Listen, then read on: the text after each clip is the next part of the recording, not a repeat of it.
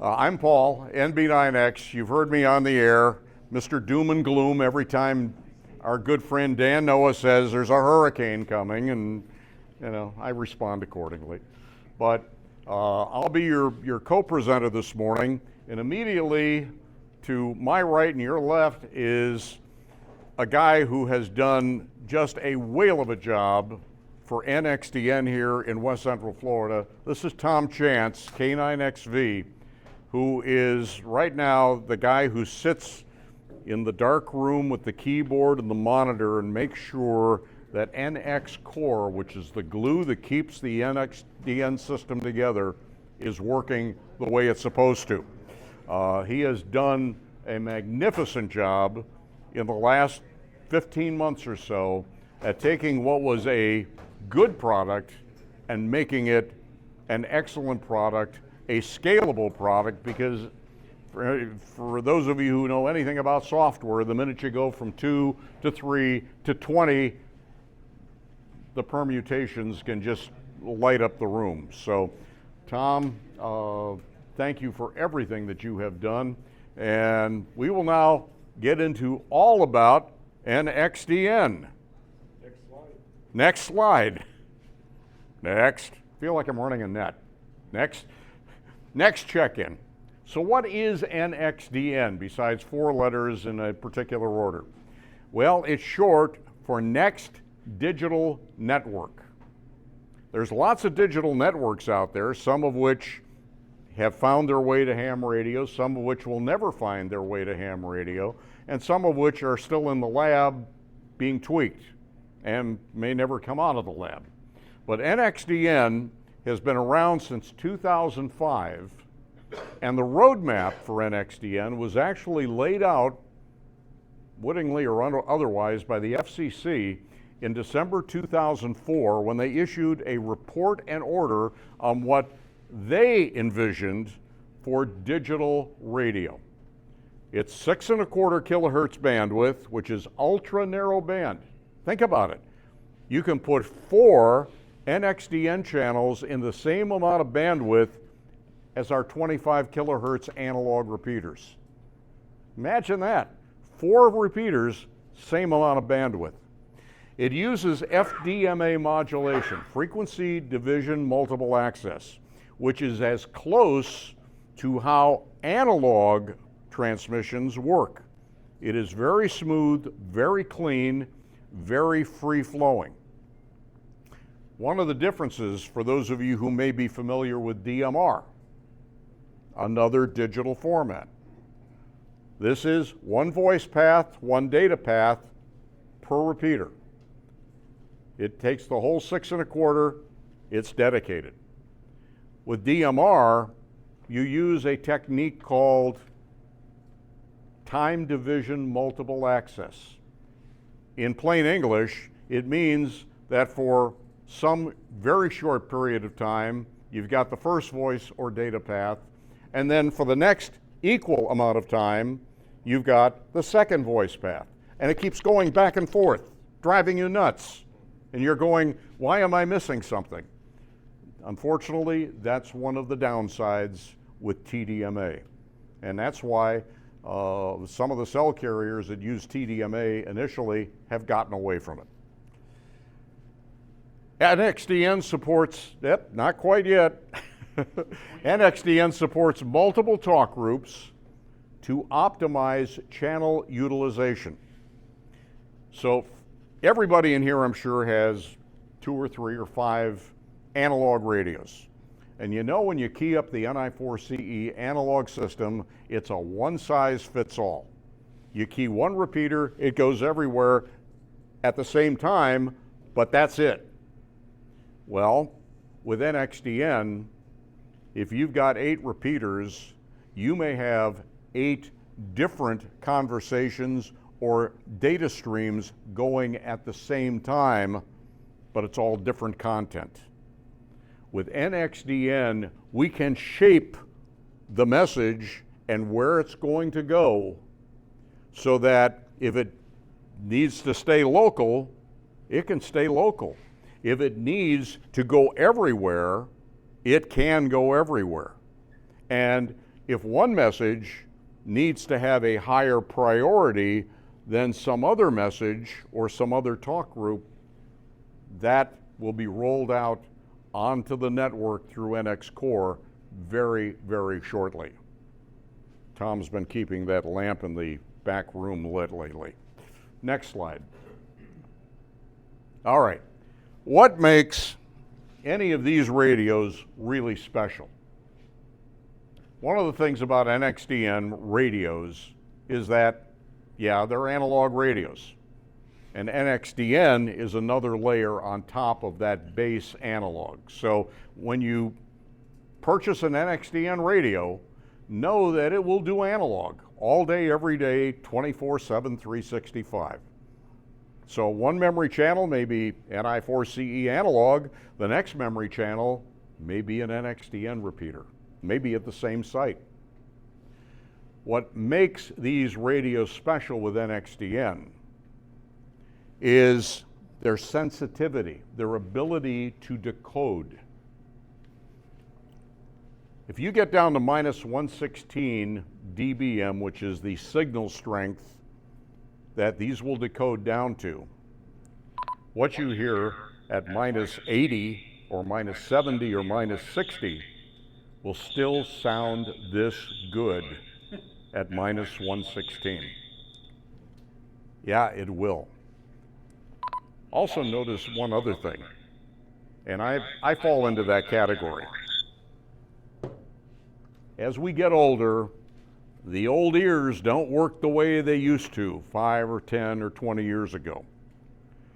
NXDN is pristine clean. The audio response coming out of these radios of your spoken voice is tailored to be heard by the human ear. With analog, it may be all over the place. And because one of the other characteristics of analog is it just tends to grab everything, and whatever is the loudest wins. With NXDN, it is focused not only on the shape of the audio frequency response, but it's focused on the human ear. So it makes trying to hear voice communications that much better. The processing that goes on inside here also tends to throw away things like road noise. I was driving down I-75 the other day talking with somebody, and they said, are you mobile? Well, on analog, it would have been obvious because they would have heard all that road noise. On NXDN, you could be driving down I-4, I-75, or your side street. Watch it on the side street, you may get a speeding ticket. At 70 miles an hour, nobody will know the difference because it gets rid of all of that extraneous stuff. It makes trying to communicate that much easier. Optimal for inside the building communications. The NXDN network that the West Central Florida group has built here in this part of our world is all on UHF. And just as you've come to know that UHF in analog and in television penetrates buildings much better than VHF, so too's the case with NXDN, only more so. First of all, you've got the building penetration characteristics of UHF, which is going for you, big asset, but then you've also got the -116 dB sensitivity. So this decodes inside your building in a hearable manner where analog would be, a bunch of garbage. And one of the other things about NXDN, it works equally as well through a repeater as it does in simplex mode. There are some modes where if you go to simplex, it sounds completely different because of the processing that occurs in the repeater. With NXDN, the repeater just simply passes through the data stream, sends it out on a different frequency, and you get what came out of the radio. Next slide, please. Now, little history.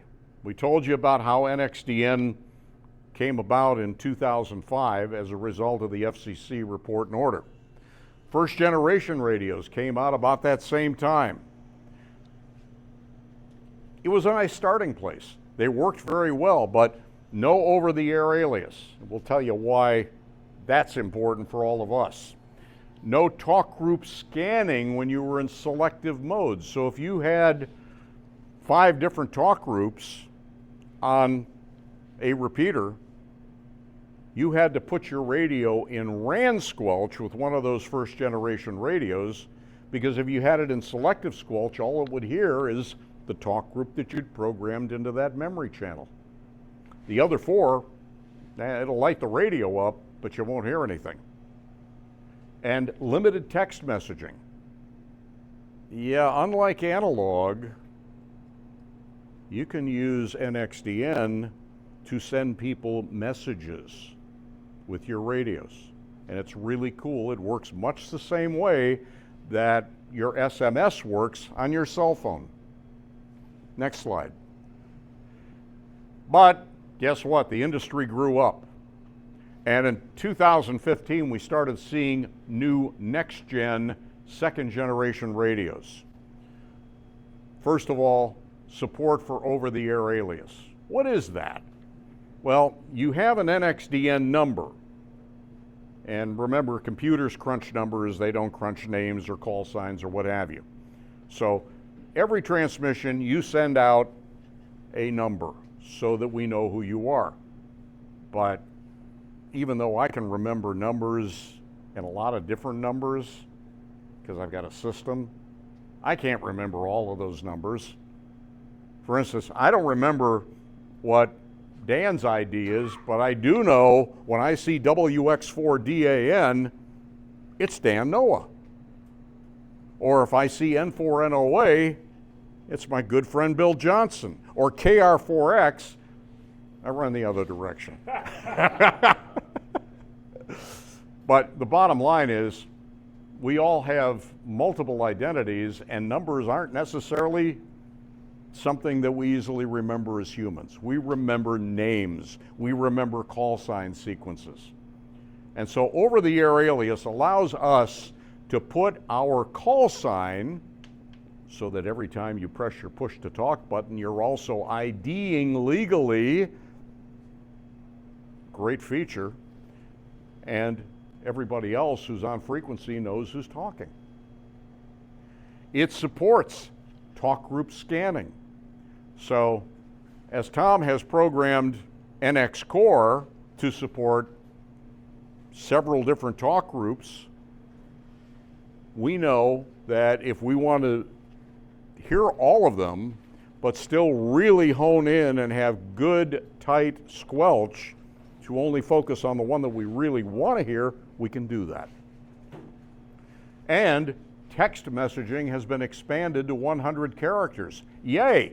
That means that we don't have to, abbreviate a lot of things.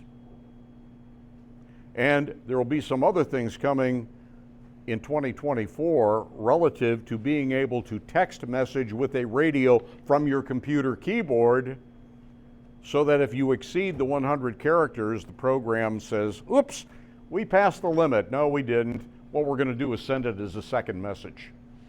So you still end up with full content. Next. Now, there's 2 main players. They're not the only ones, but the 2 main players in NXDN, and particularly related for what we're talking about today, are the 2 companies that frankly created the over-the-air system, Icom and JVC-Kenwood. Well, it was Kenwood before it became JVC-Kenwood. They're the 2 biggest dogs in the NXDN world. They produce, significantly the vast majority of radios. And each of these radios, whether it's a Kenwood or an Icom, when it's operated in conventional mode, which is how we're operating an amateur radio, they talk to each other and talk with each other just fine. So if you've got a Kenwood radio, wonderful. If you've got an Icom radio, wonderful. You can talk with each other.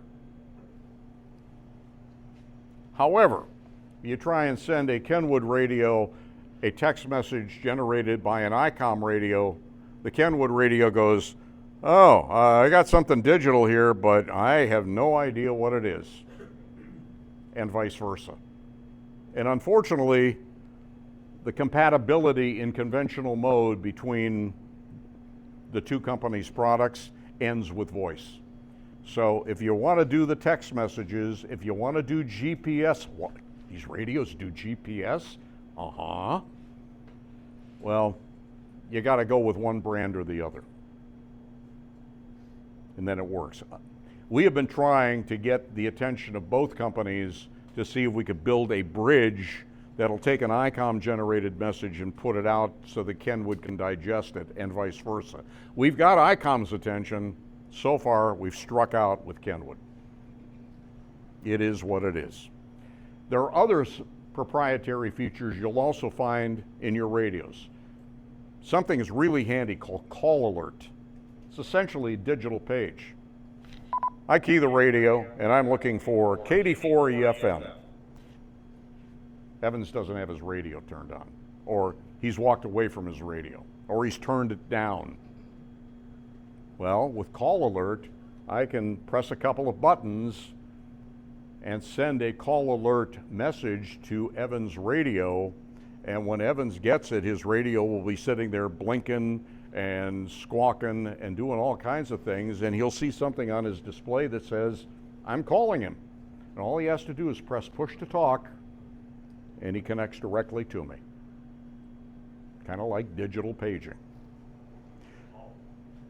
Is your voice stored, or does he just know that you tried to contact him? It just knows that I tried to contact him, but when he presses push to talk, he will be connected directly to me to communicate with me.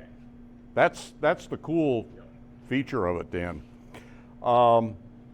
Something else that you won't find, and I think in just about any quote-unquote ham radio, is the ability to stun, kill, or revive your radio, because it's a digital feature. Well, what's stun, kill, and revive? That sounds dastardly. Well, how many of you have taken your radio, and if you're absent-minded, you just set it down and forget about it? And then you go, after you're 5 miles away, oh my God, where's my radio? And you go into panic mode. One of the things you can do with these radios is stun them so that they turn into a paperweight. Albeit if you do a stun, it turns into a temporary paperweight. And if you stun, you can unstun by sending the revive command, and then the radio works again. But if you're absolutely sure that you really want this to be a paperweight, then you send it the kill command. You know, for those of you who have ever programmed in Unix, kill means not only delete the file, but send it to oblivion. Well, you can do that. And once you have killed the radio, the only entity that has the tools needed to unkill the radio is the manufacturer, be it Icom or Kenwood. It tends to discourage people from stealing radios. Next slide, please. Here's the big gotcha for amateur radio. NXDN is a Part 90 land mobile radio effort. Both Kenwood and Icom created this for land mobile radio. Businesses, government, schools, the theme parks, land mobile radio. And because both companies also have an amateur division, but also realize that their amateur retailers usually sell things at great discounts, and those amateur retailers normally do not serve businesses, government, what have you, other than with amateur radio products. They purposely kept NXDN out of the hands of the HROs and the DX Engineerings and the Gigaparts to protect land mobile radio dealers because they didn't want the big guys to be eating all the little guys. Because ultimately, something will go bump in the night. You got to call your radio dealer to fix it. That's why if you call Gigaparts right now or you call HRO, you're going to say, hey, do you have the Icom F62D, which is the radio I've got here in my hand? And they're going to go, an F60 what? Because they don't know it. They don't carry it. They can't carry it. All right? That may be changing, by the way, at least for Icom. But for now, if you want an NXDN radio, you've got to go to a land mobile radio dealer. Where am I going to find one of those? Just go to their website. They're all listed. And at the risk of a self-serving plug, not quite. Tom, do you, Tom, do you know any? Evans is a land mobile radio dealer, or at least he works for one. And I'm a land mobile radio dealer. So you got two in the room here that can help you out if you want to get your hands on an NXDN radio. As we said, Icom and JVC-Kenwood are the two primaries. They're not the only ones, but if you want something here in the United States. Now, the other thing about NXDN is there is an overall governing organization called the NXDN Forum. Not necessarily the name of this, what we have in the room right now, but that's what it's called. And they're the keepers of the common air interface, the software, the protocols, the whole 9 yards. It's not just Icom and Kenwood. There are about 3 dozen organizations, some that produce radios, some that produce specialized radios, as an example for the railroad industry, which is NXDN. Bet you didn't know that. There are also test equipment manufacturers that are part of the NXDN Forum. One thing you will not find in the NXDN membership forum are any Chinese companies. The cat has not been stolen yet. So, and you know, if you're working, I know some of you are working with county governments, other governments, who have now kind of put their foot down and said, no Chinese. Well, no Chinese. This is a Japanese, for the most part, product, although you've got some manufacturers here in the United States. All right. The internet. Yeah, there are dealers out there that are on the internet. So if you don't want to buy local, if you say, I don't like his face, or, oh, I will never do business with a bald guy, you can find NXDN, both new and used, on eBay, some dealers that have giganto websites, what have you. Now, I alluded to something a moment ago. The traditional amateur radio dealer, the HROs and the DX Engineerings, etc. As we said, Icom and Kenwood kind of, I won't say locked them out, but they said, no, we're not going to sell this product through them because we don't want to put the land mobile radio dealers out of business, number one. Number two, it also happens that this came out at the same time we saw a peak in activity with that product that Icom developed called D-Star. And then there's also that product that's out there from Yaesu called Fusion, which was in development at that time. Well, I don't know about Kenwood, but I think there's some rethinking going on at Icom right now about how can we take this radio and turn it into a ham radio only product. And it's not that difficult. I won't tell you it's going to happen in a year or 2 years or 6 months, but I think you may start seeing NXDN radio availability for the amateur radio consumer sometime in the near future. And what it's likely to look like is it may be this radio, which, by the way, if this looks an awful lot like a D-Star radio from a few years ago, it's kind of sort of built on the same chassis. You know, you don't reinvent the wheel every time you create a radio. And it's got many of the same characteristics that that D-Star radio had, just different insides and different software. It may be that the amateur radio version of NXDN will only cover on UHF 420 to 450. Now, that could be a good thing. It might also be a bad thing, because I know there are folks in the room here that have radios that have GMRS and FRS frequencies programmed in. Maybe even a couple of Part 90 frequencies. It's a one-size-fits-all radio. So you might end up giving that up. But the Part 90 is still going to be around. Next slide. So, brief summary. With amateur radio, it's amateur frequencies only. Yeah, you may be able to listen to other frequencies, but you can't transmit on them.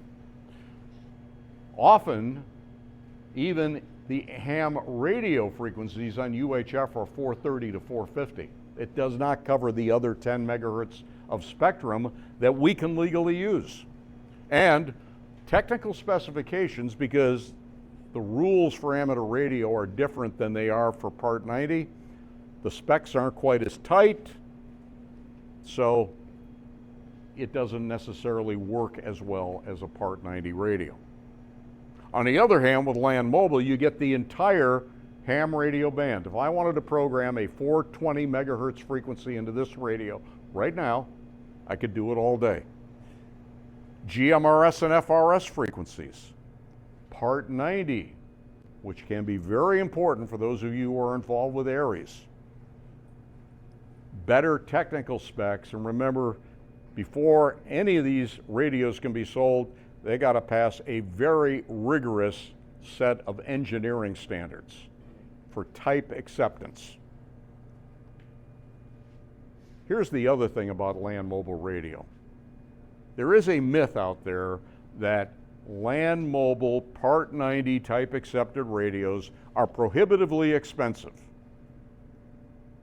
No, you're not going to buy a $30 Baofeng and expect to use it. It just doesn't work that way. But I'm going to hold a radio up right now. This is the Icom F2100DS. I know there are a number of you that already have this radio. Is it prohibitively expensive? No, it is not.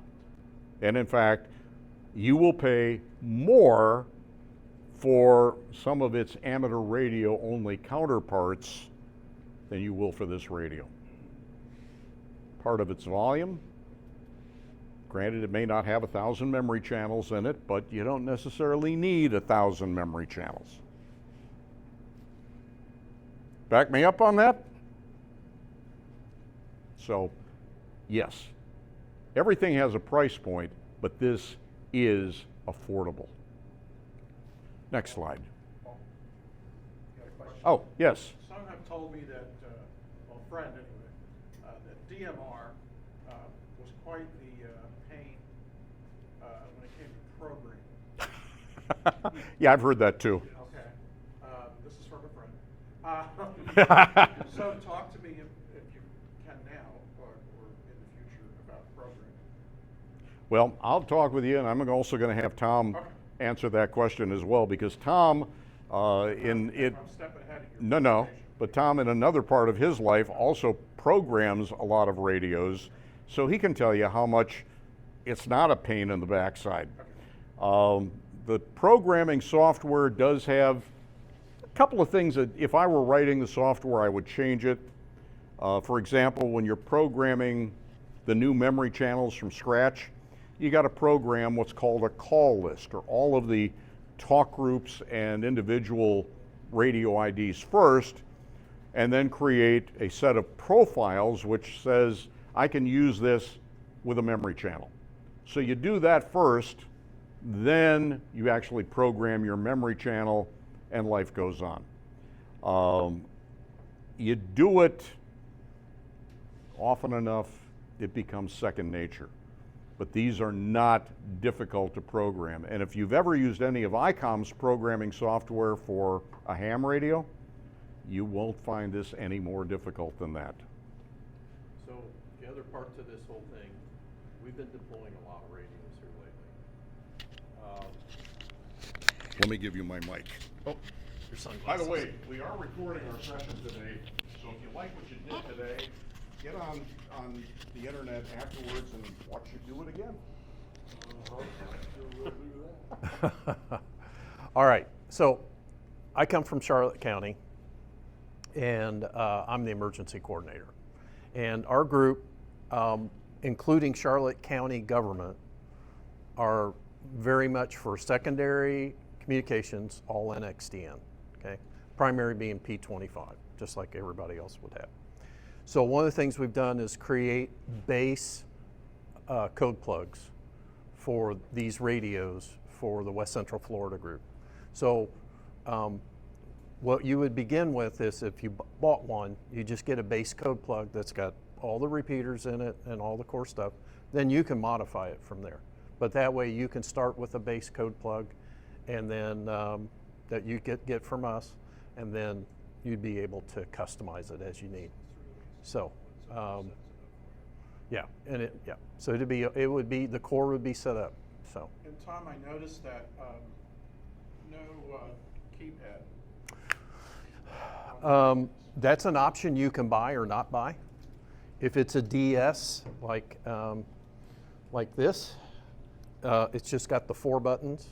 If you get the DT version, here's a sample of what a DT would look like. Okay. It's a full keypad, but it's an option. In all honesty, since we're dealing with both county employees and the amateur world, we've gone just to the 4 buttons, to 4 hotkeys. But you can, keep it simple. But you can get these. In all honesty, this is a pretty customized view. You've got to customize it to really use the keypad. Vern, would you hold your radio up? Vern has got the keypad version of the 2100. It's called a DT, and you can see what it looks like. I was going to steal it. Thanks. Yeah. Thanks, Vern. Nope. No problem. The biggest thing you got to get in, the first thing, is the call list and all the frequencies, so we can give you the base. Okay, so that's a big help. Next slide, Bob.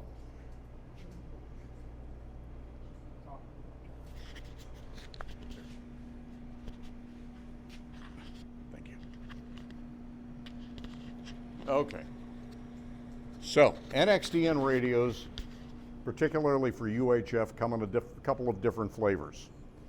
When you talk to Kenwood or you talk to Icom, they'll talk about high split and low split. High split is for Part 90 use only for the most part. It starts at 450 megahertz and goes up. For amateur radio, you want to make sure that you have a low split radio that does 400 to 470 megahertz. That covers the entire ham band. It will also cover your GMRS and FRS. By the way, it works in analog just fine. One departure from that, and Evans, I don't know if Kenwood's got this in any of their newer radios, but the new Icom F6130D mobile radio does the whole band. And you're going to see more of that coming. They have figured out how to do it with some filtering inside the radio, and so there's no more high split, low split. Can I make one comment on this? Sure. This low split situation is especially for people who are going to buy, people who are reselling radios on eBay and such. This is the big thing you got to be aware of. If you're buying a high split radio and you don't know it, it will not go down to the ham bands. So that's why he's making such a. So if you go to eBay, you're going to buy off a dealer remotely, you need to be sure it's low split. And if you buy accidentally a high split radio and you program low split frequencies into it that the radio can't digest, it'll just sit there and blink at you. And you will get very frustrated very quickly. This radio, which is Icom's top of the line, and I'm sure Kenwood's got this as well, has a wideband option. because this radio actually covers 380 to 470. Well, it's down there in that 380. That's all U.S. government. And if your radio will go down, and you might hear the drop sound that the weather balloon uses, because that operates down on a 401 megahertz frequency. Sounds really weird, but it works. So that is an option, at least in the Icom radios. On the 4400 and the 6400, it's like a $15 option. You might want to mention about VHF being the same across the board. VHF being what? Same across the board, frequency-wise on VHF. Okay. Yeah. I know this is driven for UHF and then I4C. Well, VHF out there too. we're focusing on UHF because everything here on NXDN is on UHF on purpose. But yes, there is a VHF version. We showed you the F2100, which is the UHF version of this radio. There is a VHF version called the F1100. So if you're looking for radios, by the way, on the internet, and you see something like a Icom 5061, which is one of the first generation mobiles, anything in the 5000 series is going to be a VHF radio. And that still holds true today. If it's in the 6000 series, that's going to be a UHF radio. Let's see. As we said earlier, all NXDN radios operate in analog mode. And here's one very important kind of tip.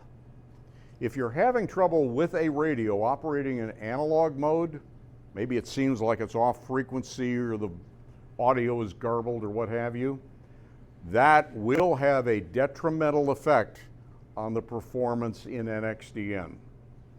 So the radio needs to be tuned up in spec on analog for NXDN to work correctly. There is a symbiotic relationship there. Aftermarket antennas. I know, everybody wants to have the bigger, badder, better antenna on their radio. Tom and I did some over-the-air testing. We took, 3 or 4 different aftermarket antennas and put it up against the typical antenna that comes with the radio. And to be quite honest with you, it's not worth the expense. There was virtually no difference between all of those whiz-bang aftermarket antennas and the standard stock antenna that comes with the radio. So you can also save yourself a few bucks. Paul, Yes. the aftermarket for rubber duckies and stuff like that. Right. But an external antenna is a different issue, right? Well, we're going to talk about external antennas here momentarily. In fact, that's the next item. Oh, you might mention that connector on the end of that rubber ducky is not a standard BNC type thing. If you want to tune into an external antenna, you're going to have to get an adapter. Right. And those adapters cost like $30 or something off the Well, internet. we found them out. $13 if you buy 10 of Yeah, them we right out found here. them for $13 right outside here. Did you buy Yeah. a bunch of? No, This no. connector, which is on just about every antenna or every radio, is called a J connector. It's actually the Japanese version of a TNC connector. I'm sorry, an SMA connector. The only one that's the exception is the top of the line F4400, which actually is a full SMA. But there is that. But as Larry and Tom have said, there are adapters, even some here available at the show, and you can plug this up to an external antenna that may be on the roof of your car, or plug it up to your favorite ham antenna that's at your shack. Now, one thing about plugging your radio up to external antennas, make sure they cover the frequencies that you want to use the radios on. Otherwise, what ends up happening with your reflected power and your SWR is it goes up. So, if you're trying to operate on 438 megahertz, but your Comet antenna only goes to 440, you got a problem there. How do you deal with that? Well, look for antennas that cover a broader part of the band. This is not necessarily the same issue that you'll find in VHF, but in UHF, because you can go from literally 420 to 463 legally, with a couple of holes in between. You need something that's going to cover that amount of bandwidth. We have talked about also in other forums that I've done, something called the porcupine. That's my name for it. That's not the official moniker that the manufacturer gives it. It's called an MP, multi-polarized antenna. And if you see a gray vehicle out in the parking lot with the plate NB9X on it, you'll see one of these MP multi-polarized antennas on the roof. Little short thing, which is great because you can drive into any parking garage and not have to worry about messing up your paint job, having it knock off the side, even lose the antenna. It just isn't that tall. But boy, does it work. And why it works is this. Those three elements are at 120 degrees to each other. They are all a slightly different length. So what that ends up doing is it ends up canceling a lot of the reflections that will come when a radio signal bounces off that concrete wall, or this tree over here, or a metal fascia on something. And we all know what happens when a signal bounces, don't we? I'm seeing a lot of heads going, but I see, for those of you who aren't nodding your head like this, every time a radio signal bounces off of something, it changes phase by 90 degrees. So if you've got a signal coming in from the transmit antenna that's pure, clean, pristine, and you've got another one coming in at a slight delay usually because it's bounced twice, that signal that has bounced twice is not only out of time sync, but it's also 180 degrees out of phase, which means it will want to cancel the good signal. Not a good thing. In analog, we hear that a lot as picket fencing.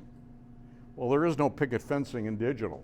It's either dropped bits, which means an interruption of the stream, so you may not get the whole word, you may only get ORD and no W, but that's what happens. The multi-polarized antennas from MP Antenna out of Elyria, Ohio, American made, do great things for the bit error rate. You will see a 10 dB improvement with bit error. That's huge for digital. And the only other way you get to that point is if the transmit antenna up on the tower is circularly polarized. And there's virtually no antenna manufacturers out there that are creating circular polarization antennas for land mobile radio. The only one at the moment is Comprod, and for a single bay, no gain antenna, you're looking at over $800. Yeah, so the MP antenna is a whole lot less than that. Next slide. All right. Tom has been sitting over here patiently, and I want to give Tom a shot at this because Tom has been programming a lot of radios lately, and he knows the ins and outs of getting this done. Plus, with all the work that Tom does on NX Core, it all has to fit together in a nice mesh. So Tom, I'm going to turn the microphone over to you and let you talk a little bit more about programming. Oh boy. All right, Paul. So the first thing is as we have grown up with this over the last few years, we've learned a few things. First of all, when you announce yourself on a talk group, which a lot of people will start off with talk group 1200, which is Florida, the best thing to do is announce yourself and announce the talk group. And the reason is, many of us have handhelds listening to multiple talk groups. So let's just, for instance, say I'm listening to Florida and I'm listening to 1299, which is Skywarn, right? Well, if you come up, I need to know where you're coming in on as far as talk group. So give your call sign and also the talk group that you're transmitting on. That way, all the users out in the environment, all the radio ops, will know what talk group to transmit back on. So use talk group 1200 as you're calling TG. What that means is calling talk group is when you're out there and you find the individual that you're talking to, try and narrow the scope. All the repeaters have local one, and all the handhelds, if you've had the starting program, also have talk group 1. Talk group 1 is how to localize yourself to one repeater. So let's just say we're up here, we're in Boyette, right? Boyette. So I could call Paul on 1200. That's going to light the whole network. And I go and find Paul, and he goes, oh yeah, I'm here at the Hamfest. So we could go to talk group 1, and it would be narrowed to the Boyette repeater, and we wouldn't be lighting the whole network, right? So as we've all begun to learn, we've learned to use your calling frequencies, sparingly. Once you have found who you're talking to, narrow it down, and if you are down to one repeater, you've always got talk group 1 available to you, which we call local. That's the other term for it we use is local, and we do the local Boyette if he and I just wanted to talk. Now, the next thing that we have just implemented is busy lockout. Let me explain this a second. In fact, I can probably demonstrate it here.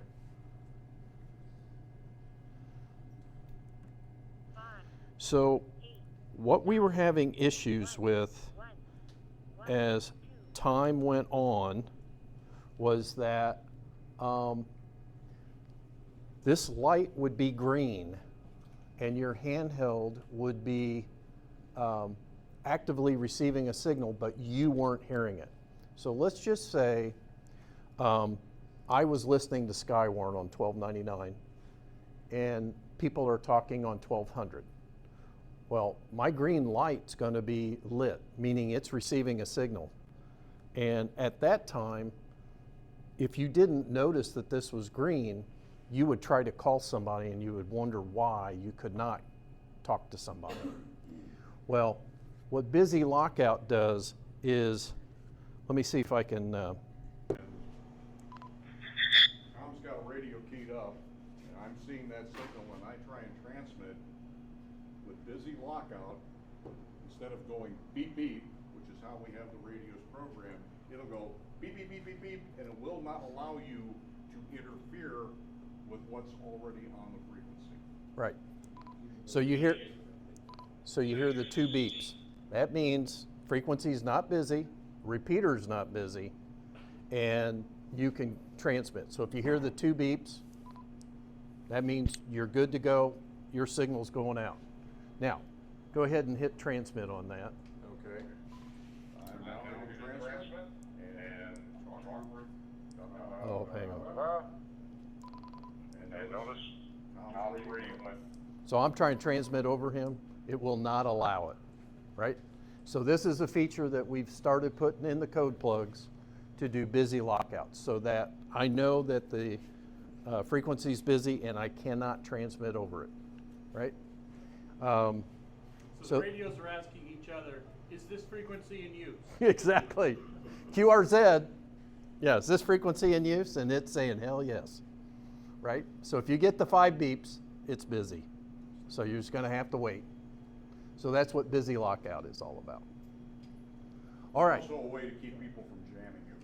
Oh yeah, no doubt. Questions about it? All right, let's go to the next one. Let's see what else we got. Oh, Question down here. That doesn't apply for both on 1200 though. You can transfer over each other, is that right? no, that's for everything.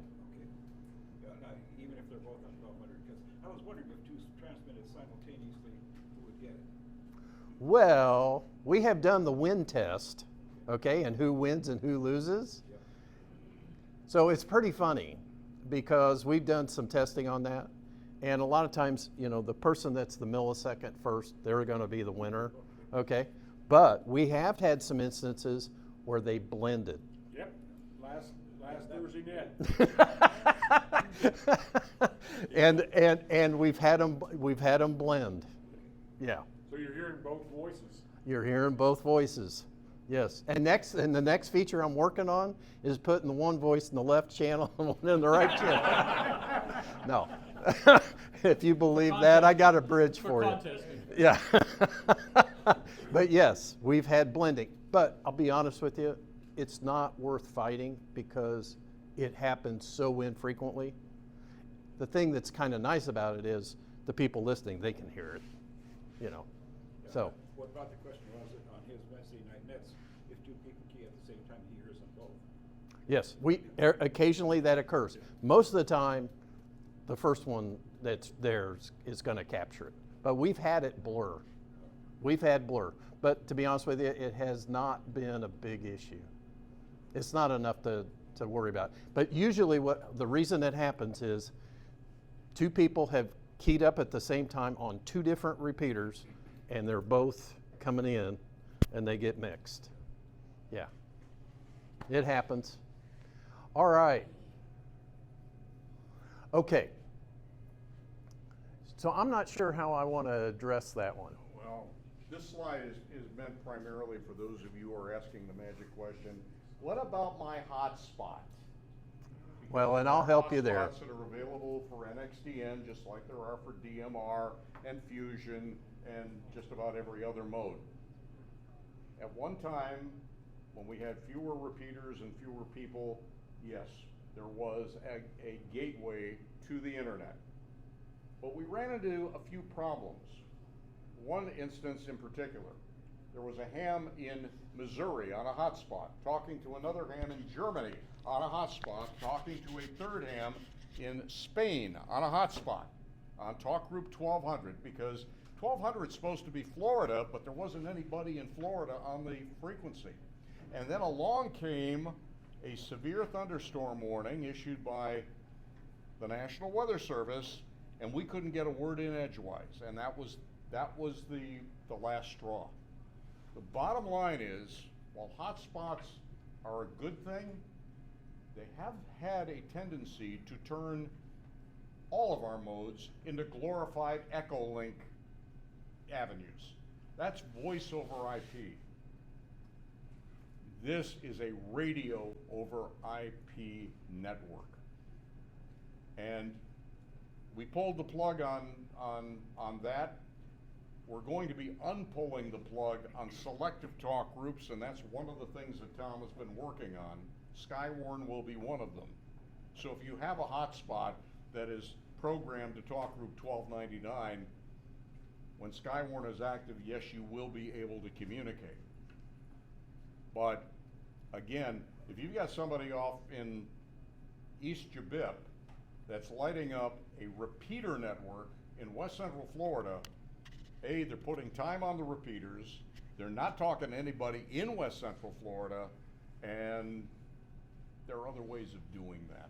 So that's, you know, we're not against hotspots per se. They do have a place, but they also can be a vehicle for abuse.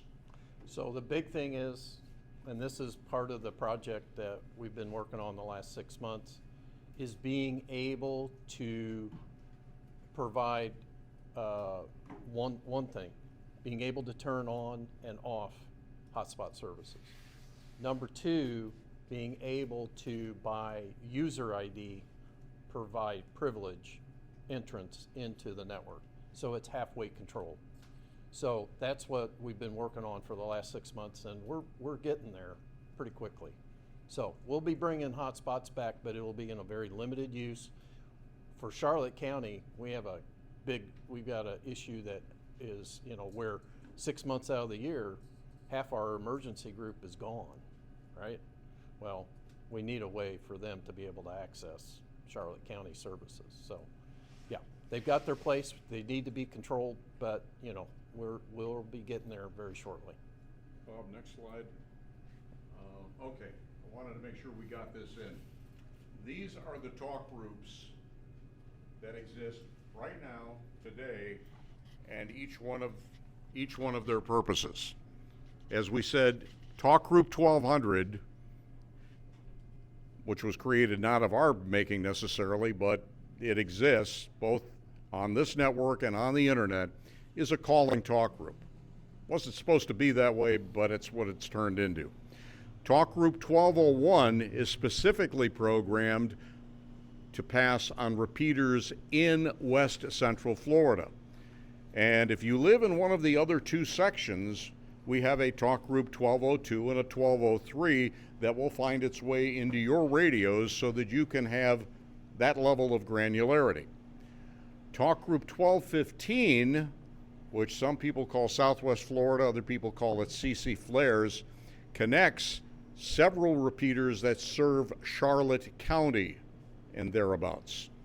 Talk Groups 1230 through 1233 are tactical talk groups. They're going to be used on the fly because when the next emergency hits, it may be such that what needs to happen in Charlotte County is completely different than what happens in Polk County, completely different which happens in Pasco.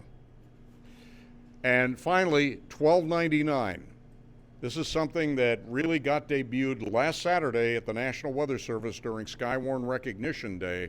And because NXDN and our network now gets into parts of the Ruskin County warning area that the analog system doesn't, people will be able to use NXDN to communicate their Skywarn reports during severe weather. We are just about at the end of our period. Tom and I are going to remain around outside or come over to the West Central Florida group booth because I know you've got questions. We covered a lot of territory here today. I hope we have excited you about NXDN, the clarity of the communications that are possible. I alluded to earlier that coming in 2024, we will be rolling out some text messaging that will be doable. Text messaging is a great part. And for those of you who have bought the radios that have built-in GPS receivers, one of the other things that Tom has been working on in his laboratory is how to capture that GPS packet and move it and send it and forward it to the APRS network. So instead of just being able to show up on NXDN, you'll also start showing up on APRS. So thank you all for coming. You've been great today. We really appreciate it.